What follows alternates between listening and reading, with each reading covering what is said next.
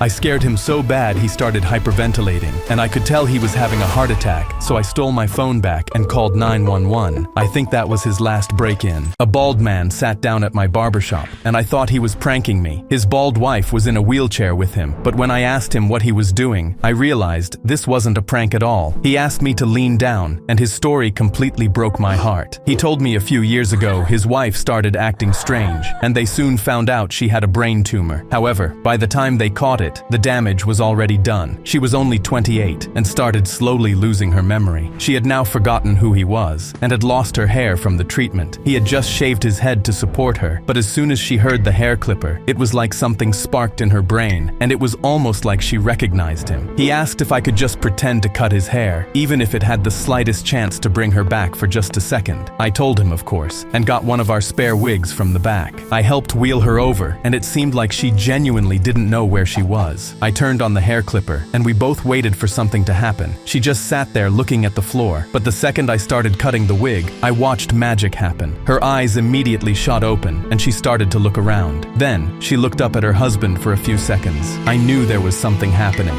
Then, she quietly whispered his name. We both started tearing up. She kept repeating his name a few times and asked if he was getting his hair cut. He burst out crying because this was the first time she remembered him in years. She went back to being tired, but weeks later he came back and tried to give me $5,000. He told me she passed away that morning, but because of me, he got to feel her presence one last time before she passed. I told him to keep it, but the next morning, I found it on my chair. I woke up at 2 a.m. to the sound of the married couple in my neighboring apartment yelling. I heard the woman screeching, "Stop!" I thought about calling the police, but right as I picked up my phone, my doorbell rang. I knew I didn't have time to answer the door. She was in danger, but they were banging now. I opened it and saw her. She immediately came inside, limping, and I knew what he did. I told her to go hide in my bathroom, but it wasn't over. Her husband noticed the red trail leading to my apartment and started banging on the door. I told him the police were coming, but the second I did, I heard him back up. He started charging into the door and eventually knocked it off his hinges, and I watched as the entire thing broke down. What he didn't know was what sport I played my entire life. So as soon as he broke in, I was ready. He charged at me, and I swung. He collapsed, and I told him to get out. I didn't want to hurt him, but when I saw him reaching for something, my heart started racing. I saw him reach into his pocket, and just as he pulled out that revolver, I swung again. It was ruled as self-defense. I got put under anesthesia, but I was awake the whole time and heard something I shouldn't have. I felt the needle go into me, but after my body went limp, I was still wide awake. Then the nurse asked the doctor how much my life insurance policy was worth. He took out a sheet of paper and said, "It depends how he dies." Everyone turned to face me as they could hear my monitor beating faster. The nurse said I was probably just dreaming. Dr. Carpenter told her to increase the sedative. I focused everything on trying to move my left hand. Nothing. I tried again. Nothing. I could hear them prepping the syringe. My finger twitched, once, barely visible. That's when I heard my wife's voice in the room. "I think he's awake," she whispered like she was horrified. My whole hand lifted off the table. The nurse said that wasn't possible. My wife gasped, "This can't be happening. I already put a deposit on a new house." I opened my eyes. Dr. Carpenter was standing over me with the syringe filled with venom. I couldn't speak, but I could move my arm. I pointed at the security camera on the ceiling, the one connected to the hospital's cloud server, the one they forgot about. My wife looked up just as the door burst open. The hospital had been monitoring the surgical feed remotely. They heard everything. They arrested her in front of everyone, and she resisted so much that they had to sedate her. My gym teacher kept dying and coming back to life. We were in gym class when he collapsed for the first time. In seconds, he was throwing up, and when he was done, he lay completely still on the floor. My dad's an EMT, so I knew how to check his pulse and his breath. He was clinically dead. Suddenly, the emo kid of our class shoved me out of the way. He huddled around the gym teacher, and none of us could see what he was doing. But after a few seconds, our gym teacher stood up like nothing happened. "Sorry guys, I've just been feeling sleepy today," he exclaimed before blowing his whistle to get us to do more push-ups. None of us knew what was going on, and we were all too scared to ask. But the next day, it happened again, and the week after that. Every time, the emo kid was the one to save him. It made no sense, and the school refused to acknowledge what was going on. Rumors started spreading that the emo kid was the one causing it. Turns out he was dating the gym teacher's daughter before she took her own life, and people were saying that he blamed her dad for what happened. I started paying closer attention to the emo kid after that. He carried a black duffel bag everywhere and never let anyone touch it. After school, once I saw the gym teacher shoving the emo kid against a locker. "Stop doing this to me, or I will have you expelled." The emo kid just stood there. I honestly thought he was being blackmailed, and I was ready to report him. But on Tuesday, everything changed. We were in gym class, same as always, when the gym teacher collapsed. But this time, the emo kid wasn't there. I tried to save him like my dad taught me, but it didn't work. The paramedics showed up and tried to bring him back to life, but they ended up declaring him as dead. A week later, the emo kid finally told us what happened in the school group chat. Turns out, the gym teacher was trying to stop his own heart on purpose so he could visit his dead daughter who ended her life. And the emo kid was the only one who knew what he was doing, and he had a special syringe with a remedy that brought him back to life every time. Except that day, the emo kid was too sick to come to school, and the gym teacher ended his life. I was in the women's restroom spray painting "Gary sucks" across the wall in big sloppy red letters. Then I dropped the can on the floor and walked out with my hands in my pockets. 20 minutes later, my desk phone rang, and my boss Gary's voice came through. "Come to my office, and I would hurry up if I were you." I smirked and took my sweet time walking over. When I opened the door, there was a cop sitting right next to Gary's desk. I sat sat down across from them, still smiling. "So what's going on?" Gary leaned forward. "You went into the women's restroom and spray painted my name on the wall." I nodded calmly as he pointed at the officer next to me and told me he's here to walk me out of this building in handcuffs for committing 2 crimes. "How'd you know it was me?" I asked. He said a woman saw me coming out of the restroom and reported it. My eyebrows scrunched together. "That's weird because I checked every stall and they were all empty. And the whole floor was in the 2 o'clock meeting." Gary shook his head. "There's a lot of people in this building. You can't account for everyone. Someone saw you." I sat up straight. "Yeah, you saw me. On your illegal cameras in the women's bathroom." Gary's eyes went wide. Then he stuttered out something about not knowing what I was talking about and how that was a ridiculous accusation. The officer looked between us, not knowing who to believe. I walked right past Gary's desk to the cabinet behind him and swung it open. There were 4 small screens showing 4 different bathroom feeds, all recording. On the second screen, 2 women were washing their hands right now. I turned around and looked at Gary. Yeah, Gary really does suck. Gary stood up slowly and asked the officer if they could keep this between them. The officer cuffed him instead. When my mom found out she was pregnant with me, my dad suddenly disappeared while she was sleeping that night. He left her with all the bills to pay and now a child to take care of by herself in New York. She was really stressed and as a last resort, applied for a random job downtown. This would have made her a lot of money, and when they asked her for an interview, she knew this was literally her only chance. She went to bed early, but for some reason, the power went out in our building that night. She woke up really late the next morning and started trying to rush to the train station. She sprinted down there while pregnant and literally missed the train by a few seconds. She panicked and called to ask if she could come later, but they just told her if she couldn't show up on time, they'd never hire a lazy slob like her. She was so stressed out, she just went home and cried before falling asleep. But 4 hours later, she woke up to someone pounding on her door and opened it to see my aunt crying her eyes out. She instantly hugged Mom and was so worried because she wasn't answering her phone. "I thought you were dead." Since the power went out in our building that morning, my mom was late for her interview that day, and she wasn't in the tower when the planes hit. The girl's mother woke her and her brother up at 5 in the morning, yelling at them because someone ate the candy in her room. Her and her brother looked at each other confused because neither one of them ate the candy, but the mom called them liars and made them stand in a corner until she got an answer. For 3 hours, neither one said anything, which only made their mom more furious. So she went to the kitchen, got a tub of salt and 2 glasses of water, making the 2 of them each drink a glass until they vomited all the candy. Both the girl and her brother drank the water, and they both puked because the salt water burned them. Even when the mom looked through the vomit with a stick, there was still no evidence that either one ate the candy. But the mom wouldn't stop there. She took the girl's bed and dragged it through the house, scraping the floor to throw it outside. She said, "If no one will admit it, then you both are sleeping outside." Just as she got the bed to the door, their father came home from the night shift. When he asked what was going on, the mom told him they were raising thieves, but the father fully admitted that he was the one who ate the candy. When the mom realized this, she knew she was getting divorced soon. After 5 years of negative pregnancy tests, my wife and I adopted a 9-year-old boy named Lucas. He was small for his age and said, "Thank you," after every single thing. My wife said we needed to make him feel welcomed, so we gave him his own room, went shopping to decorate it, and had him join movie nights. But all his decorations stayed in the bags. He sat far from us on the couch, and he'd be silent for hours. So I started dragging him along on errands just to get him talking. Our first stop was grocery shopping. I told Lucas he could pick a few things he liked, but he stared at me like I had 2 heads. I told him again, and he ran off. I thought he'd come back with candy and chips. Instead, he loaded the cart with tissue boxes. I asked him, "Why so many tissues?" and he shrugged. He asked me to bring the cart to the tissue aisle so he could grab more boxes. I crouched down and asked him, "Hey buddy, why so many tissues?" He froze, then shrugged and said, "Expensive tissues are much better." I almost let it go. Then he mumbled something about them being sweet. "What?" Lucas kept looking at the floor and fidgeting with his hands. I told him nothing bad was going to happen if he answered my question. "I used to eat them when we didn't have food at the orphanage. The expensive ones taste sweet." My heart stopped. I told him he would never have to do that again. "I'm going to feed you so much real food, you're gonna get sick of it." Lucas looked at me with his big puppy brown eyes. "Is that true?" I hugged him right there and repeated that it was true. "Okay, but can I still get 1 box for when I miss it?" I nodded. To this day, that tissue box sits on a shelf in his room, unopened. I was walking through my neighborhood when I saw my crush's house was on fire. I froze. When I was 9, a house fire killed my dad and left me with a scar stretching across my entire back. I barely remember his face, just his hands pulling me out before the roof collapsed on him. I stared at the flames and every part of me said, "Turn away," but she was inside. My body moved on its own, and I sprinted in without thinking. Smoke was everywhere, and the heat hit my back back and burned my scar. I ran through the living room, but nobody was there. Then I heard a scream from upstairs, a scream I'd recognize anywhere. I took the stairs 3 at a time. A giant wooden beam was blocking the door the scream was coming from. It burned and blistered my hands, but I shoved it aside. I found her curled on the floor, screaming, crying, and clutching a photo frame against her chest. "I'm here, Caitlin," I yelled. "I've got you." I scooped her up. She held on to me with one arm, holding the photo frame against her chest in the other. "Hold with both, or else I might drop you," I told her, but she shook her head. "It's my dad. It's all I have of him." I held her even tighter. I'd lost my dad too. I carried her down the stairs. She trembled the whole way and kept calling me her hero. We ran out the front door. The second her feet touched the ground, she grabbed my face and kissed me. "I love you. I've loved you for so long. You're my hero." It was the exact thing I'd been dreaming about for years. But then out the corner of my eye, I saw the photo frame she'd been holding, and my stomach turned. I pulled away. She asked what was wrong, but I felt too sick to speak, because the photo she was holding wasn't just any photo. It showed the man she'd called her dad, hoisting a little girl onto his shoulders. They were standing in front of the same house that was still burning behind me, but that's not what made me sick. It was the man's hands. They were the same hands that pulled me out of my fire 8 years ago. It hit me. My dad had a second family. I looked back at my crush, into her eyes, and realized the girl I'd spent years chasing, had just saved from a burning building, and had just passionately kissed, was my half-sister. They called me Dead Boy because I smiled when I bled. Before the pit, I was the most boring person at my high school. Not shy, not awkward, just empty. Teachers forgot my answers before I finished talking. Girls looked through me like I was made of glass. I ate lunch alone for 2.5 years, and not a single person ever asked to sit with me. I wasn't sad about it. That was the scary part. I felt nothing about anything. I didn't want friends. I didn't want hobbies. I wanted to feel something. Anything. Even if it was pain. That's the headspace I was in when I found out about the pit. Underground fights every Friday behind the old Walmart. No refs. No rules. Just 2 kids beating each other while rich kids bet their parents money. I went to watch. I left with a split lip and $300. And for the first time in my life, I felt alive. My first opponent was a kid named Darius. Won 6 fights in a row. Biceps the size of my head. The organizer Bruce looked at me like I was already dead. "You sure? Darius doesn't stop when you tap." Good. The fight started, and he hit me so hard my vision went white. I hit the ground, tasted concrete and blood. The crowd was laughing, but I got up. He hit me again. I got up again. By the 4th time, nobody was laughing. Darius was breathing hard. I was smiling with blood in my teeth. "You done?" I asked. He hesitated. That's when I learned the secret. Fighting isn't about being stronger. It's about wanting it more. And nobody wanted it more than someone who had nothing else. I caught him with a right hook while he was catching his breath. Bruce had to pull me off. Word spread fast. The kid who wouldn't stay down. The kid who smiled when he bled. Dead Boy. By week 12, I was 12-0. Kids from other schools came just to watch. Then Victor showed up. A legend. Graduated 2 years ago. Undefeated at 14-0 when he left. Rumor was he put someone in a coma once. Rumor was he came back specifically because of me. Because I was about to break his record. Bruce hyped it for weeks. $2 grand to the winner. Biggest pot in pit history. The night of the fight, I couldn't even get close to the warehouse. Cars everywhere. Older guys with face tattoos. Girls filming for their Finstas. Victor was already in the circle when I got there. Shirtless. Covered in tattoos. Looking at me like I was a bug. "You're the one who smiles." "Yeah. Let's see if you're still smiling when I'm done." First 2 minutes he destroyed me. Professional level combos. I went down 3 times. Crowd got quiet. Bruce stopped taking bets. But I kept getting up. Every single time. And every time I did, Victor's face changed. Confusion. Frustration. Then fear. "Why won't you stay down?" I spit blood onto the concrete. "Because I don't know how." He charged at me sloppy and angry. Angry fighters make mistakes. He threw a wild right hook. I slipped it. Countered with everything I had. Caught him right on the jaw. Then I didn't stop until Bruce pulled me off. Victor wasn't moving. Then he groaned and looked up at me with pure hate. "Rematch." "No," I said. "I'm retired." The crowd erupted. Bruce handed me $2,000 cash. Kids were chanting "Dead Boy." I walked out of that warehouse a legend and straight into flashing lights. Cops everywhere. Undercover had been watching for weeks. Bruce got arrested. I told the detective I just came to watch. He looked at my bloody face and said, "Get out of here, kid." I walked home with $2,000 in my waistband. Senior year, I went back to being nobody. We had a gang that was terrorizing our school for years. They'd bully kids, harass girls, and all the teachers were terrified. But one day, they picked on this kid Brian from the school play. He shoved him, but when Brian turned around, he snapped. He hit him hard twice, completely knocking him out. Everyone was stunned, but applauded. The teachers pretended like they didn't see, but this was only the beginning. The gang was gonna come for him. They stalked him, and everyone knew what was coming. Soon, the next toughest dude in the gang started a fight with him, but Brian acted like he didn't want to fight. He tried to walk away, but when the lowlife slapped him, it was on. Again, Brian squared up, and in 2 punches took him down before they could break up the fight. The entire cafeteria was silent. The guards ran over, but even they were stunned. But again, the school did nothing about it. Brian had now taken out 2 of the 3 toughest toughest guys in the gang. The rest of them were just followers who wouldn't actually do anything. Everyone knew the leader, Jack, would come for him now. We were walking to class when I heard Jack yell for him, and they just stared each other down. Brian knew it was coming. Everyone was watching in fear of what was gonna happen. He might have brought a weapon, maybe worse. But then Brian cracked his knuckles. They ran at each other, and Jack hit him a few times and ended up knocking him down. He cocked his first back, and everyone flinched as we thought Brian was done. But then,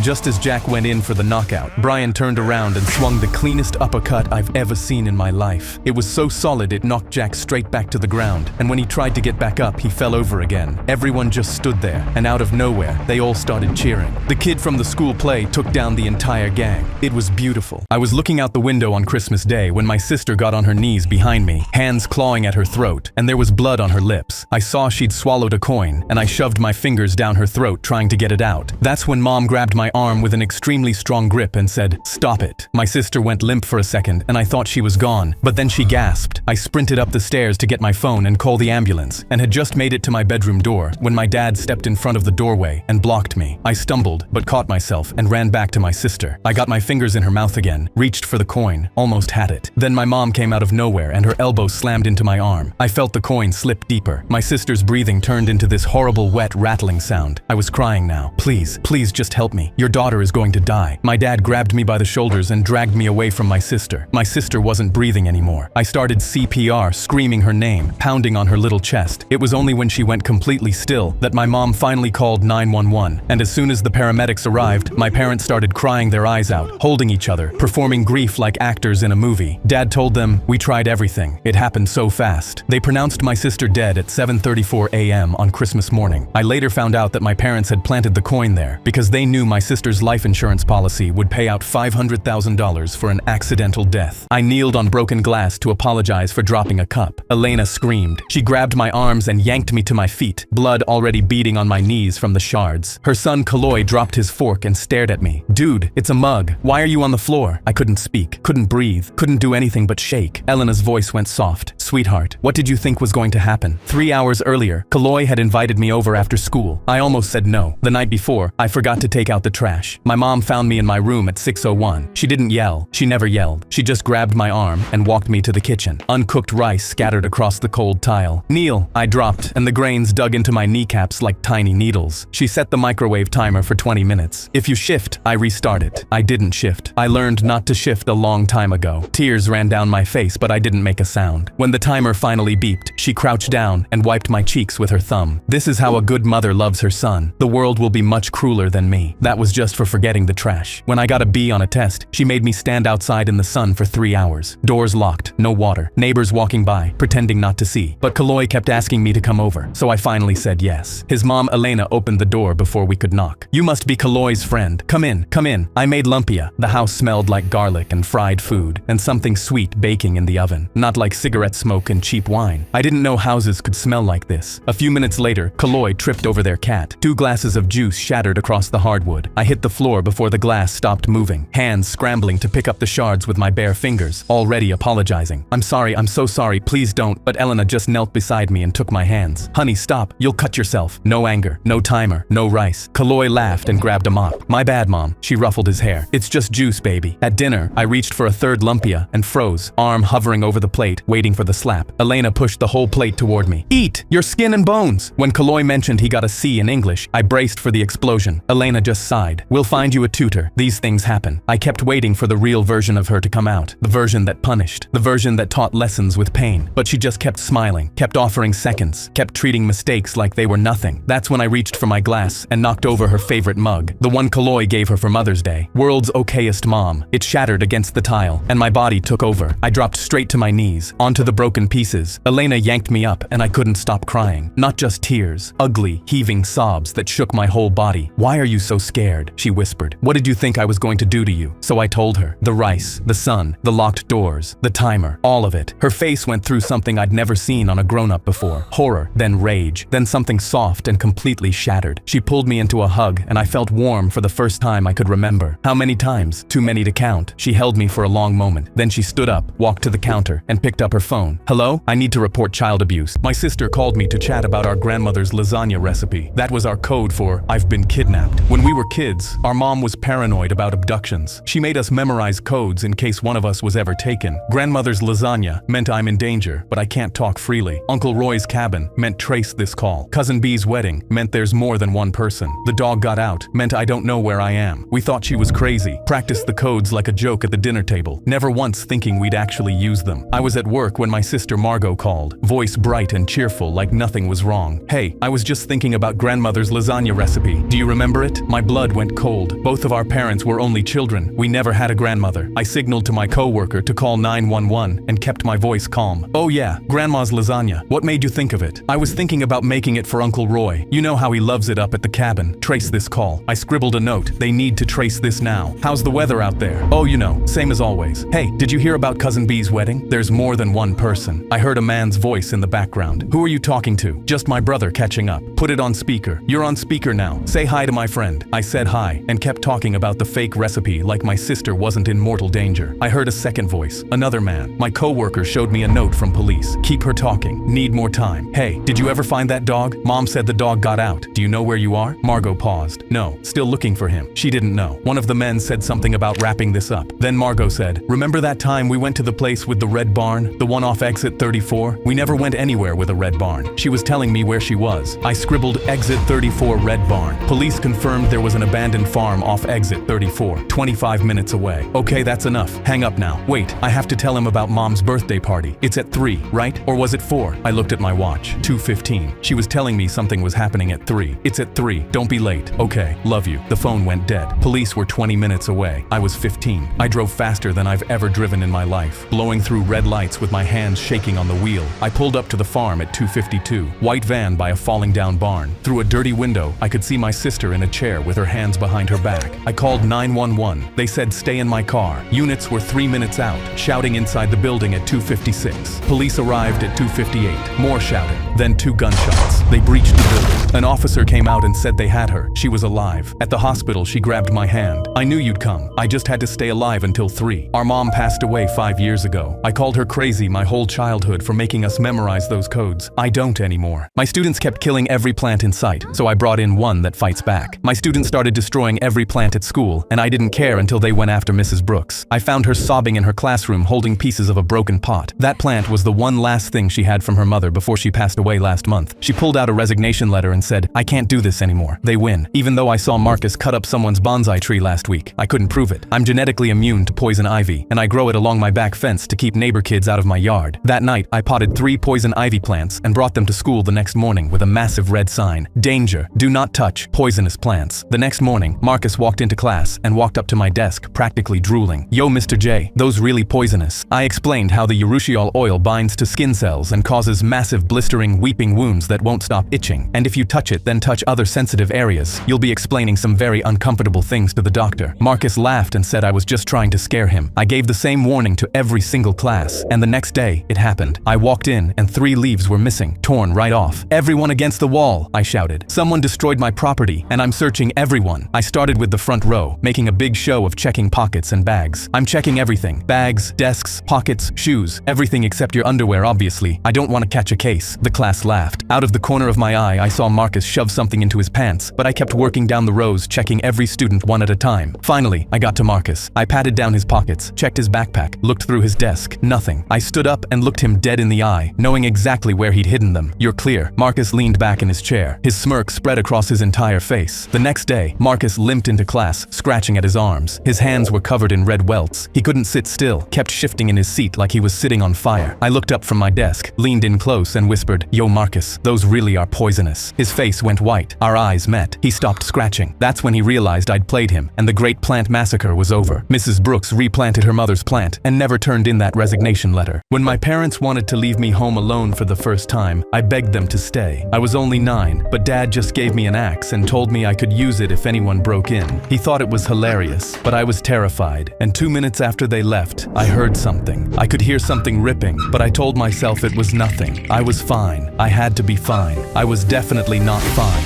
I heard the back door smash and knew someone was in my house. I was praying it was my dad pranking me, but when I peeked around the corner, I saw him. Someone was robbing my house. I didn't have a phone downstairs, and I literally started panicking. I had no idea what to do. I couldn't just wait for him to come downstairs. But then I saw it. I didn't have time to think, so I moved. I carried the heavy thing up the stairs, and when I saw him, he was taking my PS5. Now I knew this was serious. He had his back turned to me, so I creeped up to him as slowly as I could, but then I noticed the gun. If he saw me, he'd shoot me. I was about to swing, but thought, wait, if I kill him, will I go to juvie? But then he started turning. He heard me, and I watched him start to look behind him. And in that moment, I screamed as loud as I could and just threw the axe at him. It smashed into the TV next to him. He instantly gasped and grabbed his chest and could barely stand up. I scared him so bad he started hyperventilating, and I could tell he was having a heart attack, so I stole my phone back and called 911. I think that was his last break-in. My mom called me sobbing and asked if my daughter was still alive while we were watching Bluey on the couch. Mom, what are you talking about? Ellie's right next to me. She couldn't stop crying. Turn on the news. Right now, I grabbed the remote and changed the channel, and my whole body went cold. My driver's license photo filled the screen, my full name underneath it, the words Amber Alert in red across the top, and a ticker at the bottom that said, child believed to be in danger. My ex never accepted losing custody. 2 years of court battles, and when the judge ruled in my favor, she screamed in the courtroom that had stolen her daughter. The last thing she said to me was, I will make sure you never see Ellie again. I thought she was just angry. I should have known better. Ellie tugged my sleeve. Daddy, why is your picture on TV? I couldn't answer her. I just stared at my own face on the screen while my daughter sat next to me in her unicorn pajamas, safe and happy and covered in goldfish crumbs. I grabbed the remote and switched it back to Bluey before she could read anything. She wasn't kidnapped, not missing, not in danger. My phone kept buzzing with calls I couldn't answer. My sister, my boss numbers. I didn't recognize. I called 911 with shaking hands and told them my name was on the Amber Alert, that it was false, that I had full legal custody, that my daughter was sitting right next to me and had been with me the entire weekend. The dispatcher told me to stay calm and stay inside because officers were already on their way. I hung up and Ellie was watching me with her head tilted. Daddy, why are you talking so fast? Are you in trouble? I knelt down and tried to smile. Some people are coming to visit. Everything's going to be okay. Then I heard the sirens. Ellie ran to the window and pushed the curtain aside and her face lit up. Daddy, there's police cars. Lots of them. Are they coming to our house? My chest got tight. I walked to the front door and opened it before they could knock. 4 officers stood on my porch with their hands on their holsters, and one of them had his weapon half drawn. Behind me, Bluey was still playing hands where I can see them. Step outside slowly. I stepped onto the porch with my hands raised. The child, where is she? Inside watching TV. She's fine. She's been with me the whole, sir. We need to verify that. Do not move. One of the officers walked past me and disappeared into my house while I stood frozen on my own porch with my hands in the air. I could hear Ellie's voice from the living room. Hi, are you here to visit my daddy? Then I heard her footsteps coming toward the door. Daddy, why are you standing like that outside? She was clutching her stuffed elephant by the ear and squinting at all the flashing lights. Daddy, why do the police have guns? Did we do something bad? Every officer on my porch went still. The lead cop looked at her, then down at his phone, then back at her again. She wasn't crying. She wasn't scared. She wasn't being held against her will. She was a 4-year-old in unicorn pajamas, wondering why grown-ups with guns were standing outside her house. No, sweetheart, I said, Daddy didn't do anything bad. These nice people just got some wrong information. The cop studied my face for a long moment, then looked back at Ellie. She waved at him. He didn't wave back, but something in his expression softened. Dispatch, cancel the Amber Alert. Child is safe. False report. He turned to me. You can put your hands down. Ellie tugged my shirt. Daddy, can we finish Bluey now? My ex got arrested 3 days later for filing a false Amber Alert. She's facing up to 2 years. She told me she'd make sure I never saw Ellie again. She was half right. I see Ellie every day. You'll never see her again. The second our art teacher left the room, our class clown yelled, "Dare me to eat this paint." Everyone immediately told him it was a horrible idea, but he was already holding it above his mouth. Sadie yelled, "Don't do it. You'll get suspended." But he smirked. He wanted to impress all the girls, so he squeezed the entire tube of blue paint into his mouth. Everyone gasped as he swallowed, staring at him with wide eyes. He looked over at the girls, thinking they'd be impressed, but they were horrified. "Oh my God, are you okay?" "Yeah, I feel fine." But his eyes went wide. He immediately grabbed his stomach. Our teacher was nowhere in sight, and he said, "Guys, I don't feel too good." "Yeah, that was poisonous." He looked nervous, and seconds later, he started panicking. "Guys, what do I do?" Our class was freaking out. He had his hands on his head, freaking out. Then out of nowhere, his eyes rolled back. He completely collapsed onto the ground, and everyone screamed. Our art teacher ran back inside, and the first thing she saw was him on the floor unconscious, blue paint around his mouth. She immediately panicked, grabbing him and shaking him awake. What happened? What did he do? There was foam on his mouth, and his skin was gray. say. "Oh my God, what do I do?" Our art teacher was so stressed out, trying to grab her phone from her purse. She dialed 911, but as she brought it up to her ear, she dropped it. She was trying to grab onto the desks, but out of nowhere, she collapsed on the ground next to him. They were both laying there unconscious, and everyone was crying. The paramedics finally burst through the door and were horrified. They immediately started CPR on both of them. "Come on, kid, wake up." But as he pushed on his ribs, we heard him say, "Ow, stop." They all jumped back, confused. He was supposed to be unconscious, but we heard him. The paramedic grabbed him. "What did you do?" And that's when they checked the paint. Non-toxic. He was faking it for attention the whole time. And since our teacher got put into a coma from her heart attack, he got sent to juvie. I pulled into the last free disabled parking spot, and a man started stomping towards me. He started tapping his knuckles on the glass so hard I thought it was going to crack. "Move, I'm disabled. You're clearly not. This spot is for my daughter with PTSD, I said calmly. He leaned down and looked into the back seat. "Why do you have PTSD, little girl? Is it because your mommy is gone?" he asked, mocking her. My daughter curled into a ball and started crying. "She's dead," she squeaked. The man laughed. "I don't blame her. If I was with your ugly dad and had you as a daughter, I would have wanted to die too." Then he noticed her arms and saw her scars. He rolled up his sleeve and slapped his own arm. "Look, I'm self-injuring it too. Where's my parking spot?" I saw his phone filming my daughter having an anxiety attack and slapped it out of his hand. It flew across the pavement. He then literally crawled under the car to find it. Then I heard my daughter laugh. "What are you laughing at?" She pointed over my shoulder. A white SUV was backing into the spot where the man's legs lay. The guy was writhing on the ground. My daughter yelled too. "You wanted to be disabled? You got it, mister." I've been an emergency room doctor for years, but when my nurse ran up to me, I noticed something was off. She told me a girl just came in badly burned, but she told me, "There's something wrong with that woman. Be careful." I immediately rushed to treat her, but when I saw the burn, it didn't look right. Her mom just smiled and said, "I'll be right back, sweetheart. Remember what we talked about. Be brave for the doctor." She was only 3 or 4, so I took her back and gave her some strong painkillers. "Cooking can be dangerous, huh?" She nodded eagerly. "Yeah, the water was really hot when mommy poured it." I froze. "She what?" "Mommy says I'm getting better at the brave game." I couldn't focus and asked, "What's that?" "When she puts the iron on me, I'm supposed to count to 5 without crying." I looked down at her arm, and that's when I realized what it was. The burn wasn't from water, it was an iron. She said if I tell anyone about our practice sessions, baby Sadie will have to play too, but she's too little. I felt the tears rolling down my cheek as she laid there. Mommy says all strong women need to learn pain tolerance. That's what her mother did to make her successful. She was just giggling, and when someone knocked on the door, I flinched. It was her mom. "How's my daughter doing?" "No pasta making for you for a while." I just smiled, but felt my fists clenching. I knew I had to get her away from this monster. I stepped out for a second and immediately pulled out my phone. "Hello? I need an officer at the hospital right now."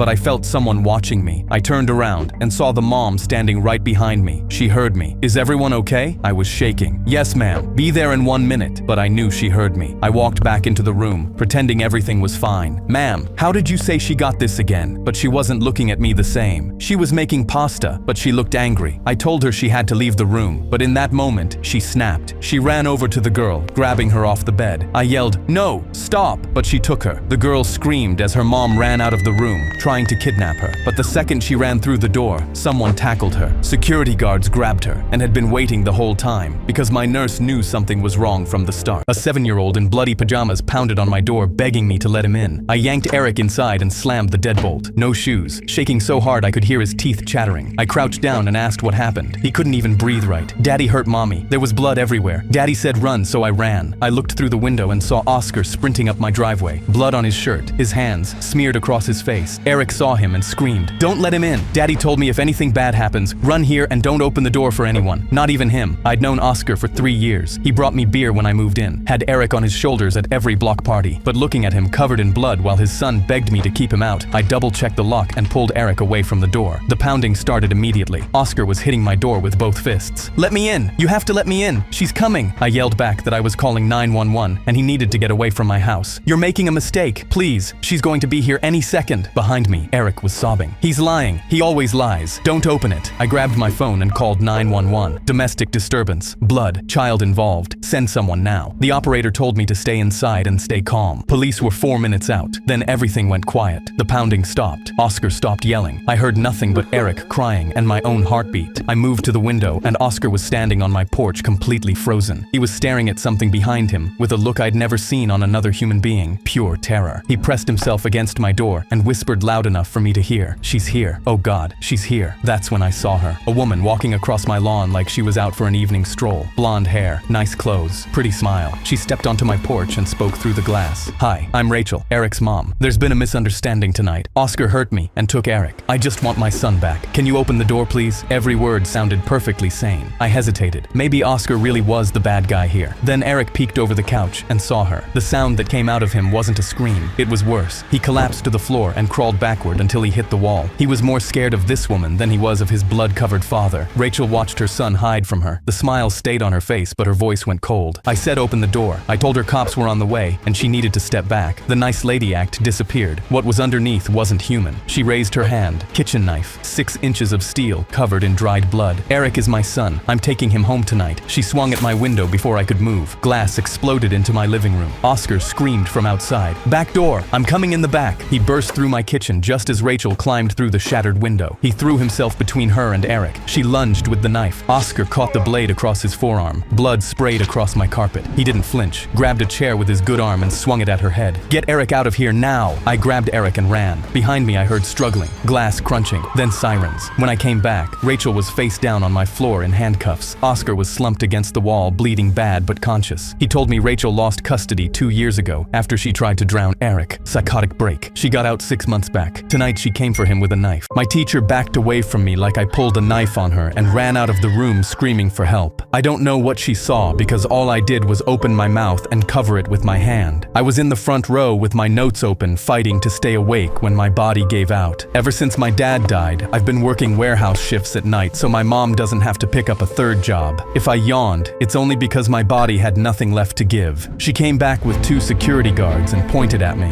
That one, he bared his teeth at me. He's like a monkey. They yanked me out of my chair and slammed me face down on the desk. I tried to tell them I was just tired, but they pinned my arms behind my back and cuffed me. "You want to act like an animal, we'll treat you like one." They dragged me down the hallway past every classroom door. Kids pressed against the windows watching. Teachers stepped into the hall and just stared. One of the cops looked at me and said, "You people always make it harder than it has to be." They put me in a chair in the principal's office. One of them read the report out loud. "Ape-like behavior, aggressive posturing." The principal looked at me and said, "You understand we have to treat this as an assault." I told him I yawned. He put his hand up. "We've heard enough." They called my mom. She walked in still wearing her scrubs. She took one look at me in the handcuffs and picked up the incident report. She read it and looked up. "Ape-like behavior. Is that because my son is black?" Nobody said a word. They showed her the classroom footage. She slammed her hands on the desk. "Are you serious? All of this over a yawn?" She took a picture of the report and a picture of my wrists in the handcuffs. "Take the handcuffs off my son right now, or I will sue you and every adult in this building." The handcuffs came off so fast they scraped my wrists. She grabbed my hand and walked me out. In the parking lot, she held my face and said, "You're the strongest kid I know." Then she got back in her car and drove to her next shift because she couldn't afford to miss any more hours. When my best friend ran up to me after school and told me he got invited to a party, I was instantly nervous. In North Korea, if you were caught doing anything illegal, you'd never see your family again. I knew it was a bad idea, but he was begging me to go, saying his crush was gonna be there. And when I saw how excited he was, I caved. We showed up that night, and he went to talk to her. I was nervous because people were drinking, saying things about the government. I knew if police heard, they'd get taken from their families. But not even 5 minutes later, I heard someone crying. I looked up and saw my best friend come back over to me with tears in his eyes. He was trying so hard not to cry in front of everyone, but when I asked him what happened, he just dragged me outside. He told me he tried to talk to her, but she just made fun of him and laughed at his shirt. She said she doesn't date poor people who can't afford nicer clothes, and I told him we should just leave, but he wouldn't listen. He could see a clothing store down the street, and when he started walking over, I got a terrible feeling. He just stared at a jacket through the window, and I told him he'd be able to afford it one day, and we needed to leave. But before I could say anything else, he bent down and picked up a rock. My heart stopped. I said, "What are you doing?" He didn't answer, and in that moment, he threw it. No! The window shattered, and glass shards cut my arms and face. The alarm started blaring as I screamed, "What are you doing? They're gonna catch us!" But he reached through the broken glass and grabbed the coat. We immediately started running, but heard sirens behind us. I knew we'd get executed if we were caught, and I could feel the sweat dripping off me.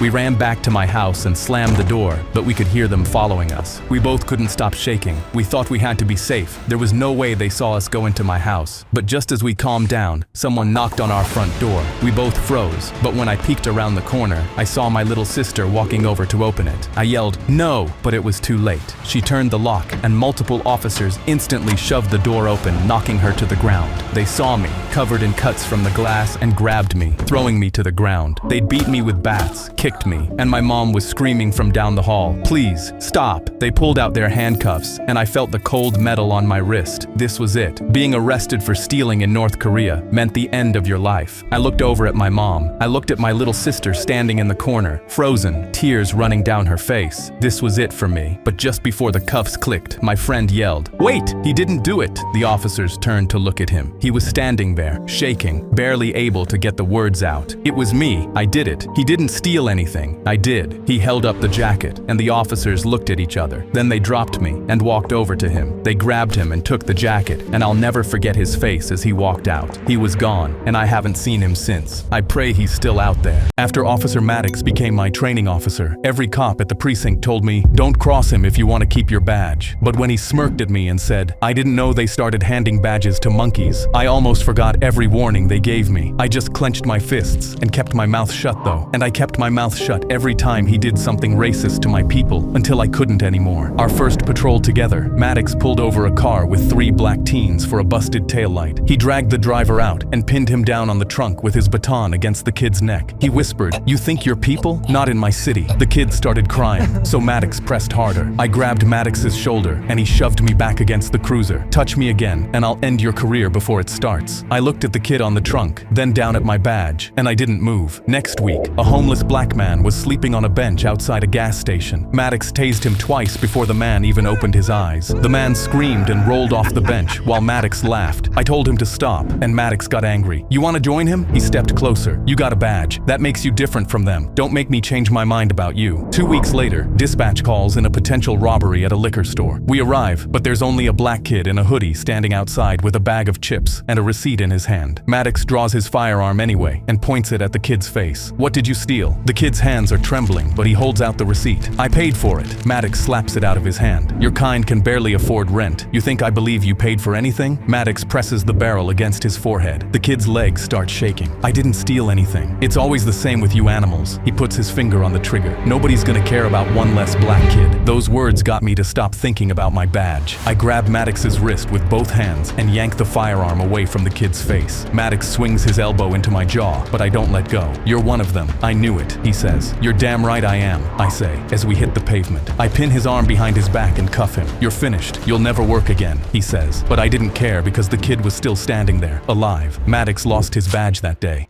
Have you ever wondered what happens behind the scenes of those helping the homeless videos? I was sitting on a corner with my cardboard sign when a guy pulled up in a white BMW with a camera pointed at my face. He walked towards me, counted out a couple $100 and handed it to me, then pulled out bags of food and water bottles and a blanket. I started crying and hugged him right there, and he patted my back, making sure the camera caught it. He said he wanted to take me somewhere. I hesitated but got in his car with the camera still rolling. We pulled up to a nice hotel and walked into the lobby. He told the receptionist he wanted to book a room for a week for me. She smiled and ran his card and handed me a key. I was holding it like it was made of gold. That's when the camera stopped rolling. His smile dropped immediately. He walked over and reached into my pocket and pulled the couple $100 back out. Then he went to the front desk and told the receptionist to void the payment. She laughed, thinking he was joking. He was dead serious. Told her to cancel it now. I asked him if he really just used me for content. He smirked and said, "Yeah, that's the point." He told the receptionist to void the bill,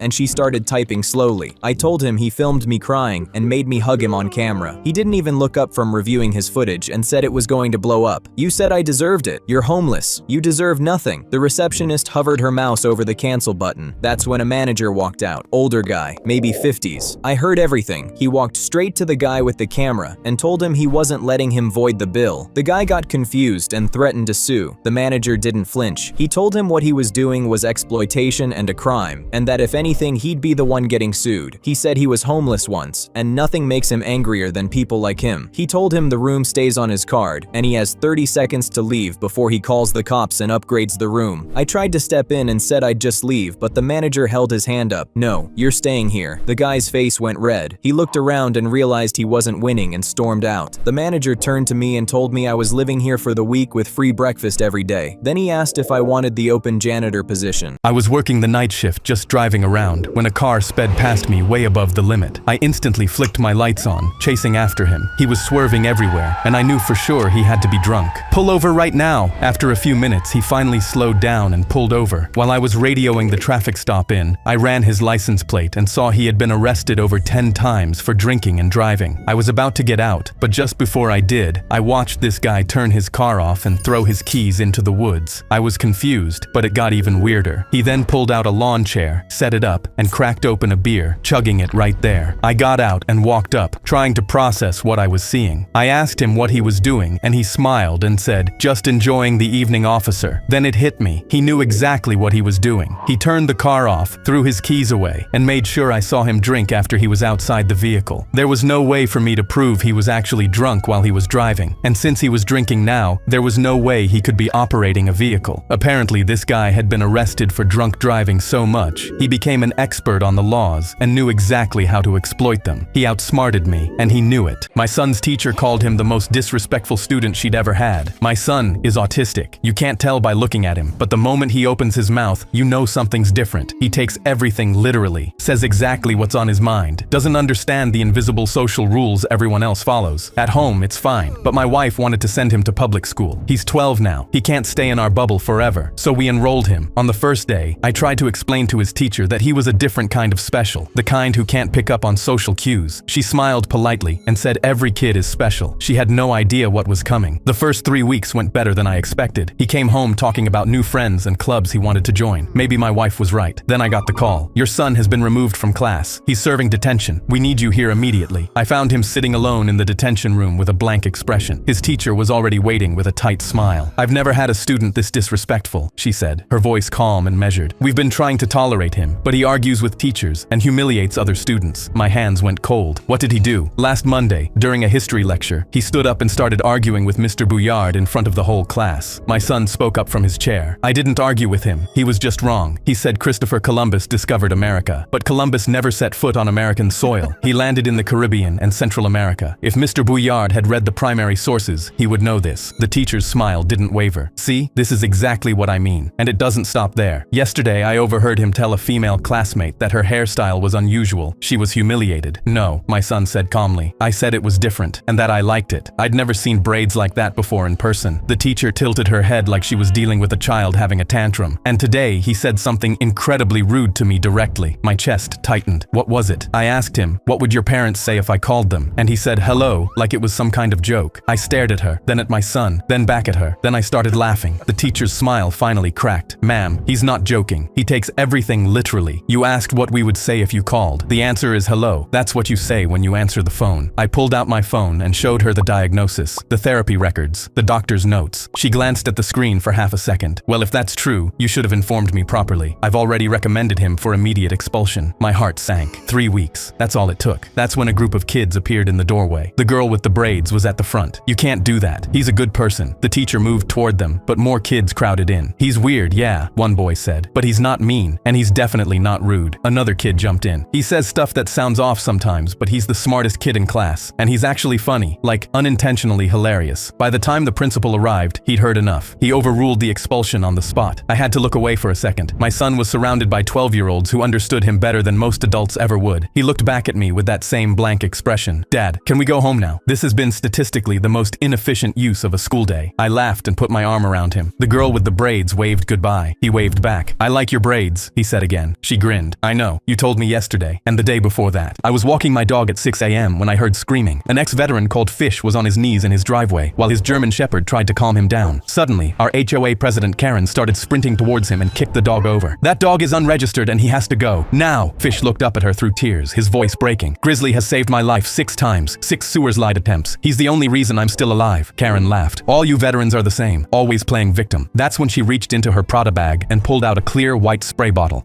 KSH, KSH, KSH. The dog started barking and biting himself. The ex-veteran cried, "What did you do?" She laughed, "Relax, it's just vinegar and water." That's when I heard it. A door slamming, then another, and another. I looked down the street and my heart jumped. Every single house with military decorations had people walking outside. The man in the wheelchair was already rolling down his driveway toward us. The guy with the prosthetic leg was walking over. A woman in an army PT shirt came jogging up the street. Karen was still filming fish and rolling her eyes, oblivious to what was happening behind her. "Look everyone, look what happens when you don't follow the rules." Someone cleared their throat behind her, loud and deliberate. Karen spun around and froze. The wheelchair guy rolled forward and spoke first. "That's a service dog." Karen rolled her eyes. "Not registered with the HOA. I don't give a damn about your HOA." Turns out the wheelchair guy was Karen's boss's husband. She was fired that same day and ended her life. We heard screaming in the hallway. Then a student asked, "Does anyone smell that?" We all recognized that smell. But then we heard someone scream, "Stop it! Please put it away!" We all rushed to the door. The hallway floor was soaked. The smell hit immediately. Gasoline. Mr. Rodriguez, the janitor, was pouring from a red container onto the lockers, the floor, everything. He had a lighter in his other hand. "Mr. Rodriguez," Mr. Jameson yelled, "put that down. Not until the truth comes out." Rodriguez held the lighter up. "What truth?" Mrs. Patterson asked. "He knows." Rodriguez pointed at Principal Preston, who just appeared. "I don't know what you're talking about," Preston said. "Liar." Kids were crying. The whole second floor reeked of gasoline. We were trapped. "Please," a student begged. "Just tell us what you want. I want him to confess." "Confess what?" I asked. "What he did. What he took." Preston was backing toward the stairs. "You're having an episode. Let me get help." "I don't need help. I need the truth." Rodriguez flicked the lighter. Sparks, but no flame. Everyone screamed. I looked at my teachers. Mr. Jameson had gone pale. Mrs. Patterson too. They knew something. "What's going on?" I whispered to Mrs. Patterson. She glanced at Preston, then whispered, "Something happened at a faculty party." "What?" "The Christmas party. Just something happened." "Tell them." Rodriguez screamed at Preston. "Tell them about the party. Nothing happened." "And after? What about after?" Preston's face was red. "This is inappropriate. These kids should know what kind of man you are." I stepped forward. "Principal Preston, what happened?" He wouldn't look at anyone. "There was an incident." "An incident?" Rodriguez laughed bitterly. "That's what you call it? What kind of incident?" I pressed. Preston was sweating. "A personal matter." "Personal? It destroyed everything. It was consensual." That made everyone freeze. Consensual meant something happened with someone. "And then?" Rodriguez prompted. Preston mumbled something. "Louder." "There was a pregnancy." Gasps from students. But Rodriguez was shaking his head. "Keep going. Tell them everything." Preston's wife appeared in the stairwell. "Richard, what's happening?" "Perfect timing," Rodriguez said. "Tell your wife about the pregnancy." Preston looked trapped. "It's not what you think." "Then explain it," I said. Everyone was watching. "The woman, she agreed to help us." "Help how?" his wife asked. "We couldn't have children. She agreed to carry one for us." His wife's face went white. "Our son, you said we adopted." "We did, sort of." "How much?" Rodriguez asked. "Tell them how much you promised." $150,000. The hallway was silent. "Processing." "And after she gave birth?" Rodriguez's voice was deadly quiet. "After you got your perfect baby?" Preston couldn't speak. "March 15th, Rodriguez said. "Remember that date? What did you do?" "I had to protect my family." "From what?" I suddenly understood part of it. "You didn't pay her." "Worse," Rodriguez said. "Tell them what you did instead of paying." Preston was crying now. "She was undocumented." The pieces clicked. "You called ICE." The hallway exploded. Everyone yelling, recording. Preston's wife collapsed against the wall. "You had her deported," Mrs. Patterson screamed. "My wife!" Rodriguez finally screamed. "Elisa, my wife gave you a child and you had her deported." Everything made sense now. Elisa, the cafeteria lady, always kind, extra portions, gone since March. "You got my wife pregnant at your Christmas party, convinced her to give you the baby, then had her deported so you wouldn't have to pay." Preston's wife was sobbing. "Elisa? Our son is Elisa's?" Rodriguez cried. "Your son will never know his real mother." He looked at the lighter, then at us. "This is who runs your school. This is who teaches you about integrity." Rodriguez dropped the lighter. Everyone screamed. It hit the wet floor and went out. No fire, no explosion, just wet. Rodriguez smiled sadly. "It's water, just water with gasoline on my hands." Police arrived, arrested Rodriguez for threats, Preston for immigration fraud. Before they took him away, Rodriguez looked at Preston and said, "I'll be cleaning up this mess. Make sure the rest of you clean yours." I waved to all the kids in the suit while they all said bye to Goofy. I was sweating, feeling like I was about to pass out, but right before I could leave, I heard someone yell at me, "Hey, racist!" I turned around and saw a woman angry. She was staring at me and said, "You ignored my kids because they're black. I'm getting you fired." I looked down and realized that I just didn't see them. It's really hard to see out of the suits, but instead of getting mad, I walked back out. I gave them high fives, took a picture with them, and left. However, after my break, my manager came and grabbed me. "You did what to that woman? She's threatening to call the police." I walked over and saw her, arms crossed. She told him I ignored her kids, and once again called me a racist for doing it. After he assured her I would never do such a thing, she kept going. She was yelling at both of us now, calling us racist monsters, and she was gonna have both of our jobs. I could tell my manager thought it was funny, because when he looked over at me, he gave me a nod, and in that moment, I knew exactly what he meant. I was never supposed to break character, but I made sure nobody was looking. Then, I secretly pulled up my sleeve to show her my own black skin. The look on her face was absolutely priceless. On my first day in county jail, I almost made a joke that ruined my life forever. I was surrounded by prisoners when I joked about unaliving myself. All the prisoners instantly hit me. One of them whispered, "Don't say that." that. If the officers hear you say that, they'll give you the blue burrito. I asked, what does that mean? But everyone ignored my question and pretended not to hear me. I thought I was never going to find out what it was, but then I did. Because there was one mentally challenged kid who treated the warning like a joke. He shouted, "I want to unalive myself," while making himself vomit. Suddenly, the officers surrounded him and made him suffer the wrath of the blue burrito. They locked him in a nearby cell, and the rest of us were held down by the guards as well. Then we were forced to clean up his vomit. To make things worse, the kid was in his cell the entire time, laughing and mocking us. We were laughing at him too, but that's when the officers rolled out the blue burrito, and the mentally challenged kid stopped laughing immediately. We stopped laughing too, because the blue burrito was the scariest thing I had ever seen. It was a 10-foot-long blue foam mat, like something you'd use in gym class, with two 12-foot-long red belts attached at either end. They laid it out on the floor and forced the kid to lie down on it. They pinned his arms to his sides and rolled him up. The two long red belts clipped together at the top and bottom, holding him tighter than my ex-wife. My friends laughed at my rust bucket collection until two of them got their BMWs repossessed. We were all 22, fresh out of college, financing German cars we couldn't really afford. I was about to do the same thing, had the loan approved for a brand new luxury sedan. But my uncle pulled me aside at a family barbecue and walked me over to his garage. He pulled a tarp off a beat-up muscle car covered in dust. That pile of rust cost me $2,000 in 1995. Sold it last month for $140,000. Your fancy new car will be worth half what you paid the second you drive it off the lot. These old beauties only go up. I canceled my loan and spent the money on 3 rusted-out classics from the 60s. A Camaro that wouldn't start, a Corvette with a blown engine, and a Chevelle that looked like it had been sitting in a field for decades. My parents were mortified when neighbors complained about the junkyard in our driveway. My friends were worse. "Bro, you're never getting a girl driving those rust buckets," one of them said while showing off his new leather seats. "Unless you're into cougars who remember when these things were new." Another one laughed and said I looked like I was collecting scrap metal instead of building a future. Every time we hung out, they'd brag about their heated seats and backup cameras while I pulled up in something that barely started. There were nights I sat in that Camaro that wouldn't start and just stared at the steering wheel wondering if my uncle was wrong. But then I'd remember that $140,000 sale and keep grinding. For 4 years, I spent nights and weekends in my uncle's garage learning to weld, rebuild engines, and match factory paint. Burned through 6 shirts learning to weld right. Rebuilt my first engine 3 times before it actually ran. Sliced my hands open more times than I could count. My social life disappeared because everyone thought I was too broke to hang out with. While my friends posted pictures of their leather interiors and complained about $1,400 monthly payments, I was covered in oil trying to bring these rust buckets back to life. Then I started recognizing what collectors actually wanted. My Camaro had the rare big block option. The Corvette had the split rear window that people paid crazy money for. The Chevelle still had the original factory papers that most owners had lost decades ago, and the market was about to explode. Auction prices went insane, and collectors started calling me directly. I sold that first Camaro for 30 times what I paid and used the money to buy a dozen more. Restored them, flipped 3 for enough to open my own warehouse. Last month, my phone rang. It was one of the guys who used to roast me hardest. "Hey man, you still in the car business? I got laid off and the bank took my BMW. You know anyone hiring?" A week later, same call from another one. Meanwhile, I was sitting on 26 muscle cars worth more than everything they'd ever owned combined. I drove my restored Camaro to our old hangout spot last weekend. Same friend who said I'd never get a girl driving rust buckets walked over. His jaw actually dropped. He ran his hand along the hood like he was afraid to touch it. "That thing's beautiful. What would you sell it for?" My wife leaned over from the passenger seat. "Don't bother. He's not selling that one." He looked at her, then back at me. Didn't say a word. Same rust bucket that was never gonna get me a girl. Funny how that worked out. My phone rang in my pocket while driving. I answered, "Hello?" But a man said, "I'm taking your child now." "Huh?" I said, "What did you say?" "I take your child from your house. I just bought her." I squeezed my phone. Who was this guy? "Like hell you are. Leave my girl alone." But he hung up. I started sweating, calling my wife, and as soon as she answered, I screamed, "Where is Riley?" At home?" I left her there to go grab groceries, but there's a man fixing our AC right now." My heart stopped, then started again at triple speed. "He just called me and said he's taking her. Call the cops." Oh my God. I knew something was off when I answered the door. I drove as fast as I could, running every red light I could without hurting someone. Every second felt like an hour, knowing my 8-year-old daughter was alone with some creep. My wife called back sobbing that he was a wanted kidnapper. He had a white van. Oh God, why did I leave her alone with him? I took the turn onto our street so fast my tires screamed against the pavement, but the van was still there. I got out and ran to the front door. "Hey, where are you?" The cops ran in right behind me with my wife. There was rope on the ground, something that looked like blood, and my heart started racing. My wife started crying, knowing our girl was gone. Then we heard something. Someone was in the kitchen. The cops crept up with their guns drawn. "Hands up!"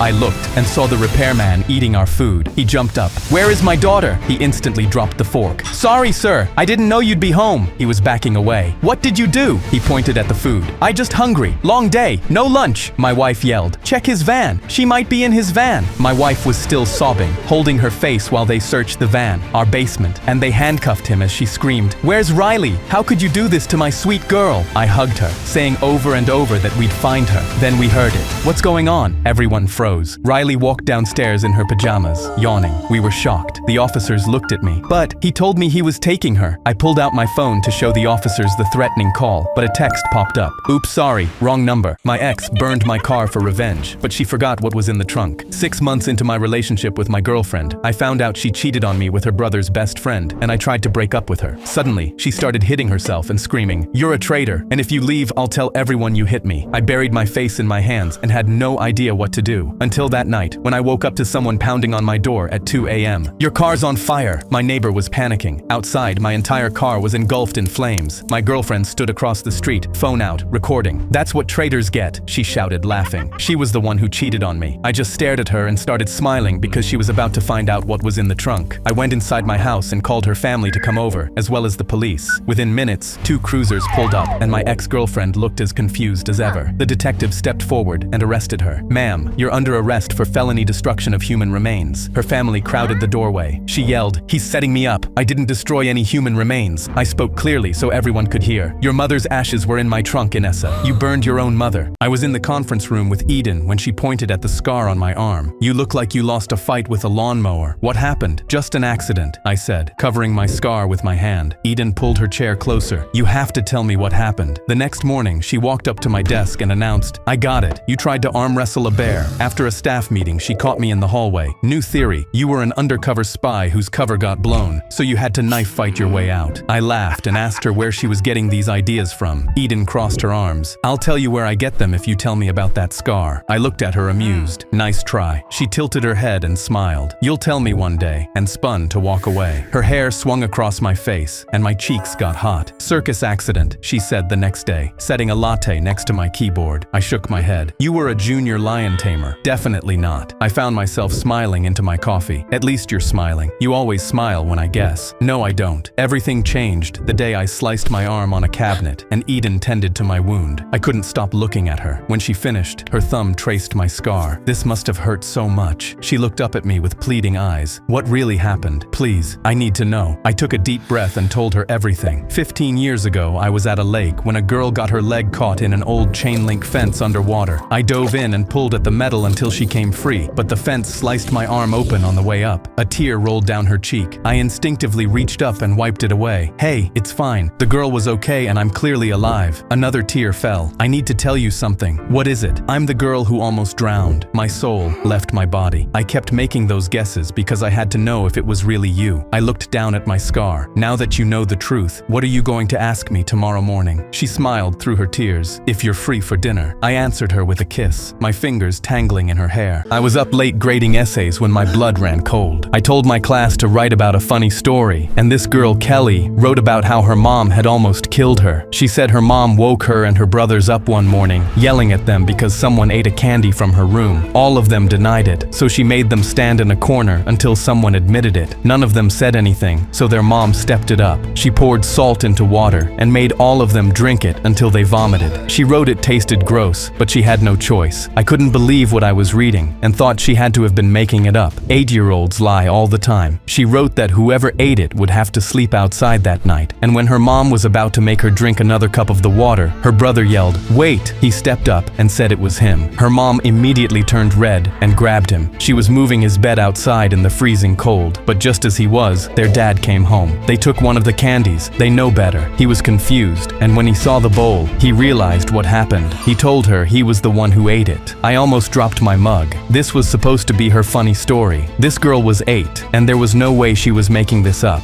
I immediately called and woke up our principal, and when I texted her pictures of the essay, she told me she was calling the police. They questioned me and immediately went to their house with CPS, but when they burst down their door, the house was completely empty. Their mom had found a copy of her essay on their computer, and before the police got there, they fled. I don't know where she is now, but I hope she's okay. I was grabbing lunch at this new place downtown when I watched the cook handle raw chicken and then grab a burger bun with the same gloves. I flagged down the waitress. "Hey, your cook isn't changing his gloves between raw meat and the buns." She rolled her their eyes. "Sir, we know how to run a restaurant." A few minutes later, the manager came out. He looked me up and down and laughed. "Why don't you stick to your video games and let the adults handle the food, kid?" I told him his cook just cross-contaminated the entire line. He leaned against the counter and raised his voice so the whole place could hear. "I've been in this business 20 years. I was making food before you were born." People were turning to look. He spread his arms out at the packed dining room. "See this? This is what success looks like. Maybe when you grow up and actually own something, you'll understand." He pointed at the door. "And if you don't like how we do things, there's a McDonald's down the street. Might be more your speed." A couple people laughed. He grinned at them. I reached into my back pocket and pulled out my badge. His grin disappeared. "Actually, there's a health department for people like me. Department of Health. You just failed your surprise inspection." The color drained from his face. "Wait, we can fix whatever you need." I didn't know who you were. I shrugged. "The violations don't care who you are." The place was shut down 2 hours later. The same packed dining room, he spread his arms out to watch him lock the front doors. In the middle of an assembly, "Can you hold this?" "Hold what?" But he was already handing me his backpack. But the second I took it, he took off out of the back door. I stood there confused, but immediately noticed how heavy it was. I could hear something ticking and was just about to put it down. My phone buzzed. A text from an unknown number. "Look inside." What the hell? Who was watching me? I looked around, but didn't see anyone. Now, I unzipped it, and my heart started racing. I saw the big red timer. I was about to drop it, but then another message. "Don't scream. If you move, we'll set it off. Don't even think about trying to call the police." My legs were shaking. I was standing around all my friends. If this thing was real, we'd all die. I texted back with shaking fingers. "What do you want from me?" "To see you suffer. Enjoy your last 30 seconds alive." 30 seconds? I was only 17. This couldn't be real. I frantically texted back, "Please don't do this. I'll do anything." Other people were starting to look at me, noticing how stressed I was. However, my phone stayed silent. Why weren't they responding? Were they watching me panic? I had two choices: run outside with it and die alone, or leave it and try to save myself while everyone else died. I looked around at all the other students, and I made my choice. In one motion, I grabbed that backpack and sprinted down the aisle. "Bomb! There's a bomb! Everyone get out!" The panic was instant, but there was only 5 seconds. I slammed through the emergency exit. I didn't know where to go. 3 seconds. Then I saw it. The football field was to my right, completely empty. I ran. 2. I threw it as hard as I could. It flew through the air, tumbling end over end, landing maybe 40 yards away. I threw myself on the ground, covered my head, and waited. 1. My entire life was flashing before my eyes, knowing there was no way that bag made it far enough to save me. This was it. This was goodbye. But I looked up. I heard screaming and saw the same kid on the ground. They stopped him. A mother called 911 on me for watching kids at the playground, not knowing I controlled her custody fate. I should have left the moment the blonde woman asked if I was going through a divorce. But my 5-year-old niece was having too much fun on the swings. She'd cornered me while the other mothers watched, insisting men only showed up here on weekdays when they had custody battles to win, completely unaware that I was the psychologist who evaluated parents for those exact battles. She started with whispers to the other mothers, pulled her daughter away when my niece tried to play with her, then approached to ask which family I worked for since there was never a man here on weekday afternoons. When I explained I was watching my niece, her mouth tightened, something familiar about her stance. She told me how her ex-husband used to pretend to care about their daughter too, how he'd show up at playgrounds with the same practiced smile I was wearing. That's when I placed her. From the stack of evaluations on my desk, her Thursday appointment circled in red on my calendar. "Some of us take time off for family," I said quietly. She scoffed and turned to the other mothers, announced that divorced fathers always had excuses for why they were lurking around children. She called over a father in an expensive suit on his lunch break, grabbed my elbow to position me beside him, pointed at his pressed shirt, then at my faded one, flicked my sleeve with disgust while explaining that real fathers could afford to dress properly. The other mothers murmured agreement. Her confidence grew with every nod. She stepped closer, close enough that I could smell her coffee breath, loudly asked if I had photos of children on my phone, suggested that's what men like me did. The mothers gasped. I recognized this spiral from her case file, the same paranoid accusations she'd made about her ex-husband. She marched over to a group of playing children, told them to stay away from the scary man by the swings. "If he tries to talk to you, run to your mommies." My niece's new friends backed away from her like she was contagious. She circled me, taking photos from every angle, narrating to the other mothers that predator alert groups needed clear documentation. When my niece ran to me sobbing because the other children wouldn't play with her, the blonde grabbed her arm and yanked her backward off her feet. My niece's small body hit the rubber playground surface hard enough to knock the wind out of her. "Your mommy asked me to take you to a safer person, sweetie. Your uncle won't be allowed near you anymore." My niece's terrified screams felt like physical blows. She fought against this stranger's grip, reaching desperately for me, small fingers clawing at the air. I forced myself to stay calm. Any movement would be twisted into aggression. But when she started toward the playground exit with my screaming niece, I had to act. "Let her go. You're hurting her." Her face lit up with triumph. She released my niece and rushed at me, shoved me back against the fence, pinned me there with her forearm across my throat. "He tried to lure a little girl into the bathroom," she said into her phone. "No, officer, he's getting aggressive now. Please hurry. The police arrived. The younger officer's expression shifted when he recognized me. Dr. James, what are you doing here? Her grip loosened as he explained to the crowd that I was the family court's chief custody evaluator, the person who wrote recommendations for every contested divorce in the district. I watched the color drain from her face. She stumbled backward, grabbing my arm, stammering about misunderstandings, how being protective proved she was a good mother, exactly what I looked for in evaluations. She kept repeating her case number while trying to help bandage my niece's knee with shaking hands, insisting her vigilance today showed she deserved full custody, the same desperate bargaining I'd heard dozens of times. I'll see you Thursday, I said, buckling my niece into her car seat while she stood frozen. For your evaluation. I woke up on Christmas morning to the sound of my son crying downstairs. I rushed down, expecting to see him and my husband surrounded by wrapping paper. Instead, my 7-year-old was sitting on his knees completely alone, looking at the Christmas tree in front of him. He was sobbing, and the tree was completely empty, not a single present underneath it. Even stranger, my husband was nowhere to be seen. Not the living room, backyard, even his car was gone. Mommy, why didn't Santa come? Was I bad this year? I froze looking at the sight. Me and my husband had spent all of last night wrapping those presents together at 2 a.m. We took pictures, had a slideshow of our wedding playing, and spent the night talking about how lucky we were. Now all of our hard work was gone, and he was nowhere to be found. There had to be an explanation. I tried to be good, my son cried. I shared my toys. I left out my favorite milk and cookies. Why doesn't Santa love me? I knelt down beside him and held his face. Baby, Santa came. There was just a mix-up. Mommy's going to make some calls and get the presents delivered. I need you to go outside and build the biggest snowman ever so Santa can see it from his sleigh. He wiped his nose. Really? You can get the presents? I gulped, knowing I might be lying. Yes, now go. He put on his snow clothes and ran outside with hope in his eyes. The second the door closed, I let myself cry, but only for a second. I went back upstairs while my son's son played and noticed my husband's closet was empty. Not only that, his wallet was gone, his keys were gone. I went online and saw I was blocked on his phone and every social media account. I realized this wasn't some mix-up. He hadn't been kidnapped by evil elves. He'd actually planned this. I thought about what to do when I remembered the tracker we'd put on his car 6 months ago. I opened the app and his location was live. He hadn't turned it off, 90 minutes away at an address I'd never seen. I went back downstairs. My son was outside finishing his snowman. I told him we had to go on an adventure to get the presents because I found them. His eyes lit up. Like a treasure hunt? Exactly like a treasure hunt. He babbled the entire drive about what he hoped Santa brought him. I smiled and nodded, but my knuckles were white on the steering wheel. We drove past the city, through the countryside, and into a nice suburb I'd never been to. Christmas lights on every house. Then I saw my husband's car parked in a driveway, and my blood went cold. Mommy, is this where the presents are? I could barely speak. Yeah, baby, I think so. We walked up, and I rang the doorbell. A woman answered wearing a Christmas sweater, and my mind went blank. It was my husband's high school sweetheart. My husband appeared behind her, and his face collapsed the second he saw me. I looked past him into the living room, and my stomach dropped. 2 kids were playing with presents. Our presents. The same ones we wrapped last night. On the couch sat the jewelry box I'd bought for myself, and the woman was wearing the earrings I'd saved for months for. My son tugged my hand. Mommy, that boy has the race car I asked for. The woman turned to my husband. Honey, do you know her? I stepped inside. Yes, he does. I'm his wife. This is his son. Those are our presents. Her face drained. Wife? She turned to him. You told me you were divorced. I looked at the 2 kids. Are those his? She shook her head. They're mine from my first marriage. I turned to my husband. You left your real son on Christmas morning to play stepdad to kids that aren't yours. You stole presents from your own child. My son looked up at his father with tears running down his face. Daddy, why did you take my Christmas presents? Am I not good enough for you? My husband couldn't speak. His eyes were watering. I can explain. The woman slapped him and kicked him out. He rang her doorbell for an hour before he gave up and walked away. He got drunk, fell asleep in the snow, and now needs his leg amputated. My town was so racist, they accidentally made me a millionaire. My dad and I were pretty much the only 2 black people around, so he could barely keep a job. But after he suddenly passed away one night, I got a check in the mail. My dad had been saving to move us somewhere safer and left me $15,000. I couldn't believe the number I was seeing was real. I had no idea what to do with it, so I walked as carefully as I could to the bank. However, the second I walked in, something seemed off. I showed the check to the teller, and as soon as he read it, he called security. I stood there confused, but before I could even react, the cops arrested me yelling that I stole that money. I had to get a lawyer, and after we finished suing that bank, I ended up with $100,000. I thought I was rich, but that was just the start. I immediately bought the nicest car I could find, but not even an hour later, I got pulled over. They already had their hands on their guns when they saw me. He asked, "Where'd you get this, boy?" I was confused. I bought it, but as soon as I said that, he grabbed me and slammed me against the hood. They threw me in a cell, giving me multiple bruises in the process. And when I told that same lawyer, he burst out laughing, because neither of us will ever work again. When 2 guys in our class got in a fistfight over Clash Royale, our teacher decided to give everyone assigned seating. I got stuck next to the quiet kid, and on the first day, he put a note on my desk. I opened it and read, "Enjoy your last few minutes alive, loser." I just looked at him weird, and he was just sitting there smiling at me, I tried to ignore it. Then another paper hit my desk. It just said, "Look." And when I did, he was unzipping his backpack. He opened it all the way and reached inside. And when he showed me what he had, I felt my heart start racing. He was holding an actual gun. I instantly started sweating. Nobody had a clue this was going on. And after a few seconds, I could hear him writing another note. It said, "If you scream, I'm shooting you." My sweat started off my forehead. If I screamed and warned everyone, he'd for sure shoot me. But if I ran, I'd be leaving my classmates for dead. I felt like I wanted to cry, and all of a sudden I was getting looks from the people around me. I had to do something, and then it hit me. I could ask to go to the bathroom. I could just walk out calmly, get to the principal's office, and tell them to lock down the school. I took a deep breath and raised my hand. "Ms. Wheeler, can I use the bathroom?" She barely looked up. "No, you can wait. Class is almost over." Oh my God, I literally could not wait. "No, but I really have to go." She just sighed. "Fine, just make it quick." I stood up trying to keep my legs from shaking. But before I could open the door, I heard his voice behind me. "Ms. Wheeler, I really have to go too. May I go as well?" She just shrugged and said, "Okay, make it quick." I walked out, my heart beating out of my chest. I turned around and saw him walking right behind me. I was panicking. I saw the bathroom. I thought maybe I could go in and grab him. Maybe this was a prank. But as I passed the door, I started running. I ran down the hall and had to make it to the principal's office. So as soon as I turned the corner, I yelled, "Gun, he has a gun. Someone help." He was chasing me, and I knew this was about to be the biggest mistake of my life. I was almost there yelling, "Help me, he's gonna shoot." But he was right behind me. I watched him turn and raise his gun, aimed right at me. I yelled, "Please no." And just as he walked towards me, 4 SWAT officers all dove out behind the lockers grabbing him. He pulled the trigger, shooting straight at me. I fell over, and I watched the bullet hit the ground right between my legs as they cuffed him on the ground. They knew his plan the whole time, and I saved my entire school. When my patient woke up from surgery, she started laughing. "I hope my boyfriend doesn't actually kill me today." I looked over at her. "What? What do you mean?" She was under heavy anesthesia, so she couldn't stop giggling. "He told me he was gonna pick me up from surgery, cause then I wouldn't be able to stop him." I couldn't believe what I was hearing. "Honey, stop him from doing what?" She just laughed again, saying, "Oh no, I shouldn't have told you that. He told me not to tell anybody." She kept giggling like it was the funniest thing in the world, but I didn't think it was funny. I was horrified. I remember seeing weird marks on her arms and legs during surgery, but thought she did gymnastics or something. I asked her one more time, "What is he gonna do to you?" But she was so high she just gave me a big smile and said, "I don't know." Whatever it was, I knew I had to report it. So I called 911 and told them everything. I started getting emotional because my daughter was around the same age and always had guys try to creep on her. I told the dispatcher her full name, Katie Harrington, and she told me, "Sir, whatever you do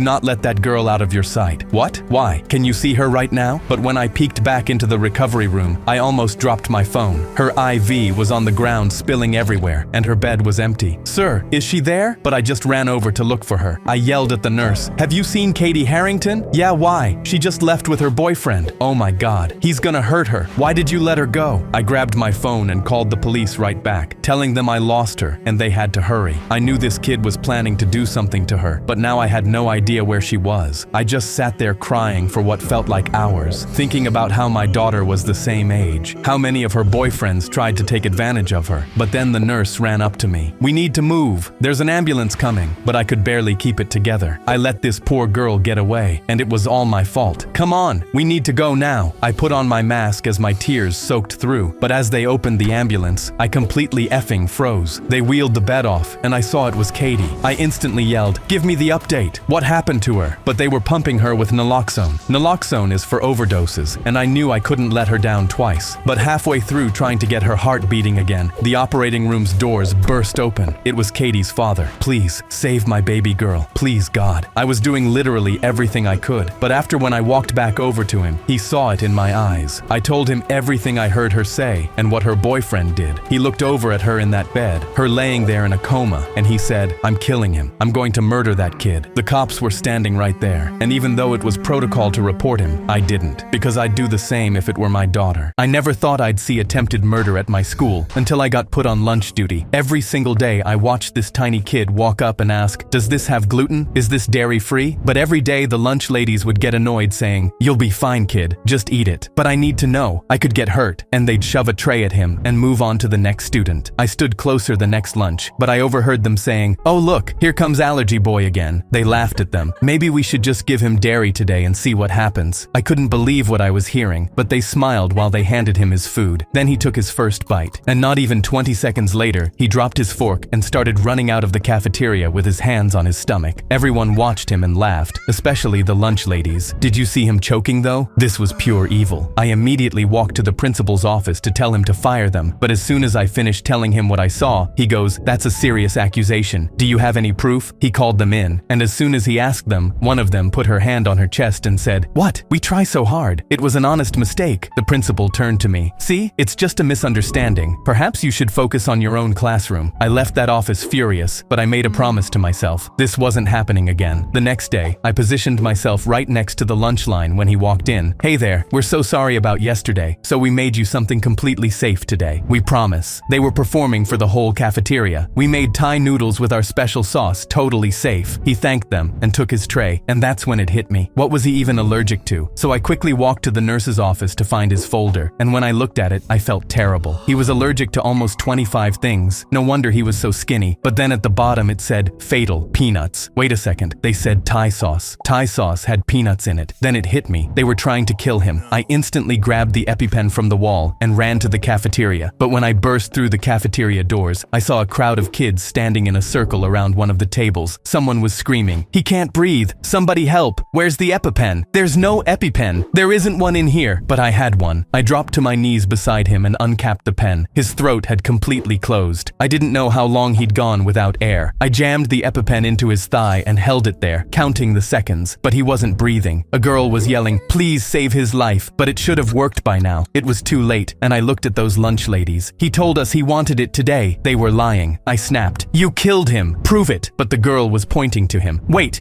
you killed him, and now he can't expose you." I was about to grab her by the throat until I heard wheezing. I froze and saw him gasp back to life, and since he could now definitely tell the police what they did, they now stand in line for their prison lunch. My brother did unforgivable things to my daughter in the basement at her own birthday party. I was at work when I got a phone call from my wife, who was screaming and crying her eyes out. I immediately followed her location to my brother's house, and my wife was loading our daughter onto a stretcher. Our daughter was completely blue and pale and covered in bruises. There was grease all over her hair, and clumps of hair had been torn out. The ambulance wheeled my daughter away, and I immediately ran over to confront my wife. She told me that our daughter had seen my brother cheating, and she threatened to tell someone. So my brother grabbed my daughter's arm and started dragging her into the basement by her hair. And when she struggled, he poured grease all over her to get her to stop. I just smiled and laughed because I was ready to ruin his life 10 times more. That night, I went into his room and replaced his depression medication with sugar pills. And I made sure he woke up that morning to an anonymous text saying he had intercourse with someone who had chlamydia. When he finally made it to work later, I sent everyone in his job a photo I'd found of him cheating on his wife with a homeless person. And a week later, he killed himself. Oh well. When my patient woke up from surgery, she started laughing. "I hope my boyfriend doesn't actually kill me today." I looked over at her. "What? What do you mean?" She was under heavy anesthesia, so she couldn't stop giggling. "He told me he was gonna pick me up from surgery, cause then I wouldn't be able to stop him." I couldn't believe what I was hearing. "Honey, stop him from doing what?" She just laughed again, saying, "Oh no, I shouldn't have told you that. He told me not to tell anybody." She kept giggling like it was the funniest thing in the world, but I didn't think it was funny. I was horrified. I remember seeing weird marks on her arms and legs during surgery, but thought she did gymnastics or something. I asked her one more time, "What is he gonna do to you?" But she was so high she just gave me a big smile and said, "I don't know." Whatever it was, I knew I had to report it. So I called 911 and told them everything. I started getting emotional because my daughter was around the same age and always had guys try to creep on her. I told the dispatcher her full name, Katie Harrington, and she told me, "Sir, whatever you do not let that girl out of your sight." What? Why? Can you see her right now? But when I peeked back into the recovery room, I almost dropped my phone. Her IV was on the ground spilling everywhere, and her bed was empty. "Sir, is she there?" But I just ran over to look for her. I yelled at the nurse, "Have you seen Katie Harrington?" "Yeah, why? She just left with her boyfriend." "Oh my God, he's gonna hurt her. Why did you let her go?" I grabbed my phone and called the police right back, telling them I lost her and they had to hurry. I knew this kid was planning to do something to her, but now I had no idea where she was. I just sat there crying for what felt like hours, thinking about how my daughter was the same age, how many of her boyfriends tried to take advantage of her. But then the nurse ran up to me. "We need to move. There's an ambulance coming." But I could barely keep it together. I let this poor girl get away, and it was all my fault. "Come on, we need to go now." I put on my mask as my tears soaked through, but as they opened the ambulance, I completely effing froze. They wheeled the bed off, and I saw it was Katie. I instantly yelled, "Give me the update! What happened to her?" But they were pumping her with naloxone. Naloxone is for overdoses, and I knew I couldn't let her down twice. But halfway through trying to get her heart beating again, the operating room's doors burst open. It was Katie's father. "Please, save my baby girl. Please, God." I was doing literally everything I could, but after when I walked back over to him, he saw it in my eyes. I told him everything I heard her say and what her boyfriend did. He looked over at her in that bed, her laying there in a coma, and he said, "I'm killing him. I'm going to murder that kid." The cops were standing right there, and even though it was protocol to report him, I didn't, because I'd do the same if it were my daughter. When two guys in our class got in a fistfight over Clash Royale, our teacher decided to give everyone assigned seating. I got stuck next to the quiet kid, and on the first day, he put a note on my desk. I opened it and read, "Enjoy your last few minutes alive, loser." I just looked at him weird, and he was just sitting there smiling at me. I tried to ignore it. Then another paper hit my desk. It just said, "Look." And when I did, he was unzipping his backpack. He opened it all the way and reached inside. And when he showed me what he had, I felt my heart start racing. He was holding an actual gun. I instantly started sweating. Nobody had a clue this was going on. And after a few seconds, I could hear him writing another note. It said, "If you scream, I'm shooting you." My sweat started off my forehead. If I screamed and warned everyone, he'd for sure shoot me. But if I ran, I'd be leaving my classmates for dead. I felt like I wanted to cry, and all of a sudden I was getting looks from the people around me. I had to do something, and then it hit me. I could ask to go to the bathroom. I could just walk out calmly, get to the principal's office, and tell them to lock down the school. I took a deep breath and raised my hand. "Ms. Wheeler, can I use the bathroom?" She barely looked up. "No, you can wait. Class is almost over." Oh my God, I literally could not wait. "No, but I really have to go." She just sighed. "Fine, just make it quick." I stood up trying to keep my legs from shaking, but before I could open the door, I heard his voice behind me. "Ms. Wheeler, I really have to go too. May I go as well?" She just shrugged and said, "Okay, make it quick." I walked out, my heart beating out of my chest. I turned around and saw him walking right behind me. I was panicking. I saw the bathroom. I thought maybe I could go in and grab him. Maybe this was a prank, but as I passed the door, I started running. I ran down the hall and had to make it to the principal's office. So as soon as I turned the corner, I yelled, "Gun, he has a gun. Someone help." He was chasing me, and I knew this was about to be the biggest mistake of my life. I was almost there yelling, "Help me, he's gonna shoot." But he was right behind me. I watched him turn and raise his gun, aimed right at me. I yelled, "Please no." And just as he walked towards me, 4 SWAT officers all dove out behind the lockers grabbing him. He pulled the trigger, shooting straight at me. I fell over, and I watched the bullet hit the ground right between my legs as they cuffed him on the ground. They knew his plan the whole time, and I saved my entire school. When I was 12, my mother sat me down and told me she was probably going to die. She had congestive heart failure and didn't know how long she had left. Up to that point, I had been studying really hard and dreaming of being the first person in my family to graduate high school. But that went out the window. While other kids were studying and playing sports, I was learning police schedules so I could drive my mom to appointments without risking being stopped. For 6 years, I watched her get weaker, managing her medicine, helping her walk, and even feeding her. I worked 2 jobs to cover rent as well as her medical bills, barely managing to squeak my way into senior year. The only thing that kept me going was her slim chance of survival. Then one day while in class, I got a call from the hospital. "You need to come now." My mother was supposed to be home. I got in my car and drove over immediately. My mother was alive, but on tubes and looking very different from the woman I saw this morning. She said she had 3 weeks to live. She also admitted she'd known that she was going to die for a while and had been playing down her condition for the last few months. When I asked why, she used all her strength to open my elementary school notebook, because graduating high school wasn't just his dream. She pointed at 12-year-old me. Him graduating was my dream too. She closed the book and looked me in the eye. "And if you knew how bad I was, you would have fully neglected your grades." I didn't know what to say. The worst part was she was right. I'd already given up my cap and gown rental money a few months ago just to buy her another bottle of painkillers. I hugged her tight as I could without hurting her, and we cried like that until she fell asleep. That's when I emailed my principal, because even though my graduation was 3 months away, I just learned how much seeing it meant to Mom too, and I'd be damned if I didn't make her last wish come true. It took 7 days of preparation and organizing with the hospital team, and hoping she wouldn't leave early. But 168 hours later, my principal and I walked into Mom's hospital room together. He was holding my diploma. The ceremony was happening here. My mother's face lit up with true, authentic joy for the first time in years. She cried. I walked over and hugged her, trying not to cry. But it turns out, Mom wasn't about to make holding back my tears easy. If only I knew what was coming. Right as the ceremony was about to begin, I felt something hit my arm. My mom was whispering into my ear to check the closet. She smiled smiled like she knew something. I walked over and opened the closet and instantly started crying. A cap and gown, just like I dreamed about at 12. I pulled it out and turned to her, and she was crying happy tears. She used her last bit of strength to sit up and stand out of bed. The nurse nearby helped her walk over, and my mom hugged me. She told me she saw me giving up the cap and gown months ago, and sold that bottle of pills. I got her right back. I put it on, and in my graduation attire, graduated right there in the hospital. My mom clapped the loudest. This prisoner is in solitary confinement, but random love letters keep appearing in his cell. No visitors, no vents or windows. The guards can't figure it out. It all started when I got a job at this prison, and became hyperfixated on one inmate in particular. He was here for killing a little girl, and was in solitary with 1 year left of his sentence. He wasn't allowed contact with anyone for any reason, but soon after I was hired, letters started appearing in his cell. They were from a girl named Maria, and talked all about how she wanted to be with him, that she saw his interview, and knows one mistake doesn't make him a monster the world says he is. The letters had details about her life, and sometimes even included pictures of Maria. The inmate, being devoid of human contact for 15 years, quickly fell in love, fantasizing about their future, pressing her letters against his chest, and using her photos as material at night. In reality, the letters came from me. I worked in the prison laundry department, and was in charge of changing inmates' bedding, and every week, I'd write these letters and sew them into the hem of his bed sheets for him to find. A week before he was released, I wrote my final letter, ending it with, "On the day of your release, meet me at these coordinates." On the day, he showed up to the secluded park at night with flowers, but Maria was nowhere to be found. Instead, it was me, putting a plastic bag around his head. That's how I got revenge on the man who killed my daughter. My brother did unforgivable things to my daughter in the basement at her own birthday party. I was at work when I got a phone call from my wife, who was screaming and crying her eyes out. I immediately followed her location to my brother's house, and my wife was loading our daughter onto a stretcher. Our daughter was completely blue and pale and covered in bruises. There was grease all over her hair, and clumps of hair had been torn out. The ambulance wheeled my daughter away, and I immediately ran over to confront my wife. She told me that our daughter had seen my brother cheating, and she threatened to tell someone. So my brother grabbed my daughter's arm and started dragging her into the basement by her hair. And when she struggled, he poured grease all over her to get her to stop. I just smiled and laughed, because I was ready to ruin his life 10 times more. That night, I went into his room and replaced his depression medication with sugar pills, and I made sure he woke up that morning to an anonymous text saying he had intercourse with someone who had chlamydia. When he finally made it to work later, I sent everyone in his job a photo I'd found of him cheating on his wife with a homeless person, and a week later, he killed himself. Oh well. I'm the reason my ex's foot had to be amputated, and she'll never know it was me. I was at the gym and had just finished my set when I grabbed a 45-pound plate off the rack. I walked over to the horizontal storage pole and slid the plate onto it, but I was already thinking about my next exercise, so I only pushed it back halfway. It was dangling there, barely balanced, about 4 feet off the ground. I figured it was good enough, but I barely got to the other side of the gym when I heard it. A loud metallic bang followed immediately by the most horrific scream I'd ever heard. I spun around and saw my ex on the ground next to the weight rack, the 45-pound plate lying beside her. My stomach dropped when I saw which weight rack it was. Her face had gone completely white, and she was gasping for air between screams, clutching at her leg just above the ankle. I ran over and dropped to my knees next to her. Her foot was completely flattened into what looked like a pancake, the bones clearly shattered underneath and blood seeping through her sock. What kind of idiot left that there? Her voice came out high and panicked between sobs, tears streaming down her face. I looked around at the other gym members gathering. I don't know, but when I find this guy, I'm gonna make his face look like your foot. The ambulance rushed her to the hospital where they put her under and took the foot. The doctor said the bones were just mush, nothing left to save. 2 weeks later, I went to her apartment and sat her down on the couch. She was still learning to use crutches, propping them up beside her as I told her I couldn't do this anymore. Being with someone with one foot just wasn't something I could handle long term. Sometimes I feel guilty, but everyone makes mistakes. I was mad at my mom because she wouldn't buy me ice cream after I begged her for hours, so I started planning my revenge. On the way home, we had one last stop, so when my mom went inside another store and left me in the car, I decided to play a prank on her. She left the windows rolled down, just enough so I could slip out. I climbed outside and sat in a bush not far from the car. 6-year-old me sat there giggling, thinking it would be hilarious when my mom realized I wasn't there. When she did come out, I saw her drop her bags and scream. She was yelling my name, searching the entire car, checking underneath it. I thought the whole thing was so funny at the time. She called the cops, who showed up quickly, and before I knew it, there were sirens and cops everywhere looking for me. I overheard someone telling my mom they saw a man grab me and run away, but I was confused. That didn't happen. Then I saw a helicopter overhead, and I knew it had gone too far. My mom was probably worried, but then I heard a scream. I jumped out of the bush ready ready to surprise my mom and just go home, but when I did, I saw her on the ground surrounded by paramedics. They immediately started giving her CPR, and I realized she was having a heart attack from the stress. I yelled, "Mom!" But before I could get over to them, the cops grabbed me. "Where have you been?" But I started crying and told them I just got lost. They raced her to the hospital, and when the doctor came out, he looked upset. He told me he knew what I did, but that she was alive and her heart was beating. She survived, but I never told her it was a prank.